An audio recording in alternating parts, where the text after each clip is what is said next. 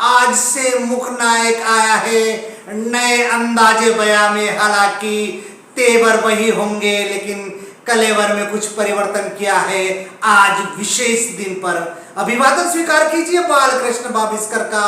और आज विशेष दिन है, जी हाँ, आज है 14 अक्टूबर। और आज से कई वर्ष पहले नागपुर की धरती पर परम पूज्य डॉक्टर बाबा साहब भीमराव अंबेडकर ने 14 अक्टूबर 1956 को धर्म परिवर्तन किया था। उन्होंने बुद्ध के धम्म को अंगीकार किया था और वही आज तिथि है 14 अक्टूबर। उस तिथि के दिन भगवान बुद्ध के शरण में चले गए थे बाबा साहब। उन्होंने भगवान बुद्ध को अंगीकार करने, उनके धम्म को स्वीकार करने से पहले ये कहा था कि हिंदू धर्म में पैदा होना मेरे बस में नहीं था, लेकिन मैं हिंदू होकर नहीं मरूंगा, ये मेरे बस में है। और इसी बात को बाबा साहब ने स्वीकार करते हुए बुद्ध के उस समानतावादी, उस मानवतावादी दृष्टिकोण को अंगीकार किया था। और सबसे बड़ी बात यह थी कि उस समय ना इलेक्ट्रॉनिक मीडिया था, ना प्रिंट मीडिया इतने ताकत में था।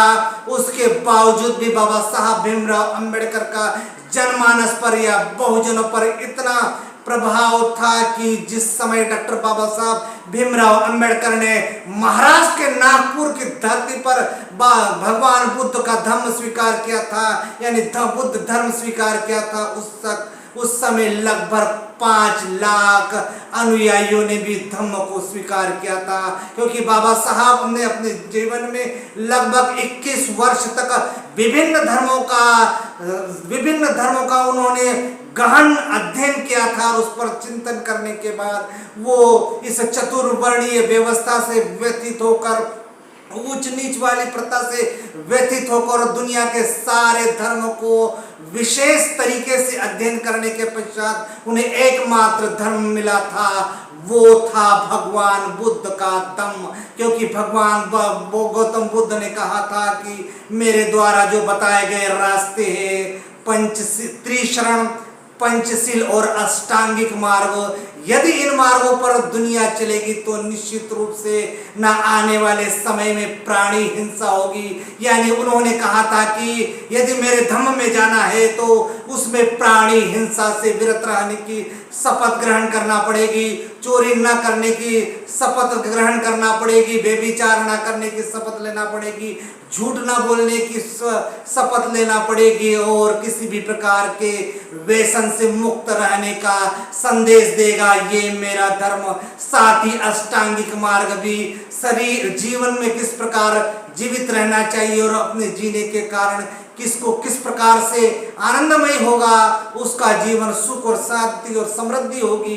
क्योंकि भगवान बुद्ध ने कहा था कि इस जीवन में यदि दुख है तो दुख का निराकरण ही मेरा धम्म है। और मेरे धम्म में ये है त्रिशरण, पंचशील और अष्टांगिक मार्ग। तो इस प्रकार the light of Asia Tathagata Gautam Buddha ने जब इस धर्म का प्रतिपादन किया तो दुनिया के तमाम देशों ने इसे स्वीकार किया। क्योंकि ये शांति और अहिंसा का धर्म था, ये मानव को ईश्वर से मिलाने का रास्ता नहीं था, ये मानव से मानव का प्रेम का रास्ता था। और इसीलिए इस रास्ते को अंगीकार किया बाबा साहब भीमराव अंबेडकर ने। और आज वही तिथि है 14 अक्टूबर। नमस्कार।